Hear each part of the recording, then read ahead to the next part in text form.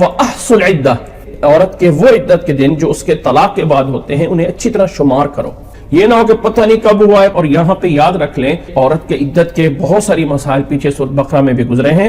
وہاں بتایا جا چکا ہے کہ عورت کے جو عدت طلاق کی عدت ہے وہ عورت کے 3 دفعہ اس کو حیض آنا ہے، 3 دفعہ اس کو ماہواری آنی ہے. 3 مہینے نہیں ہوتا بلکہ 3 دفعہ جو ہے اس کی ماہواری ہوتی ہے. وہ 2.5 مہینوں میں بھی ہو سکتی ہے، وہ 2 مہینے اور کچھ دنوں میں بھی پوری ہو سکتی ہے، اور وہ 3 مہینوں میکسیمم 3 مہینے ہیں.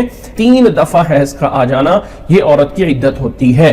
اور اگر عورت کا خامد فوت ہو گیا ہو تو اس کی عدت 4 مہینے 10 دن ہے، لیکن اسلامی اعتبار سے ہے. اور جو عورت حاملہ ہوگی اس کی عدت جو ہے وہ اس کا وضع حمل ہے، بچے کا جنم دے دینا ہے، چاہے وہ 1 مہینے بعد ہو جائے، چاہے وہ 6 مہینے بعد ہو، چاہے وہ 8 مہینے بعد ہو، یا وہ 1 ہفتے بعد ہو جائے. جیسے ہی اس کا بچہ پیدا ہو گیا اس کی عدت پوری ہو جائے گی. یعنی جس کا خامد فوت ہوا ہے اس پہ پابندی ہے، کوئی اپنے لیے زیب و زینت نہیں کر سکتی، گھر سے باہر نہیں جا سکتی، جہاں اس کا گھر ہے وہیں پر اسے 4 مہینے 10 دن گزارنا ہے. جو طلاق کی عدت ہے، جو خلا کی عدت ہے، یہ جو عدت ہے اس کے اندر عورت پر وہ پابندیاں نہیں ہیں، لیکن بغیر ضرورت سے گھر سے باہر جانا یہ اس کے لیے بھی منع ہے.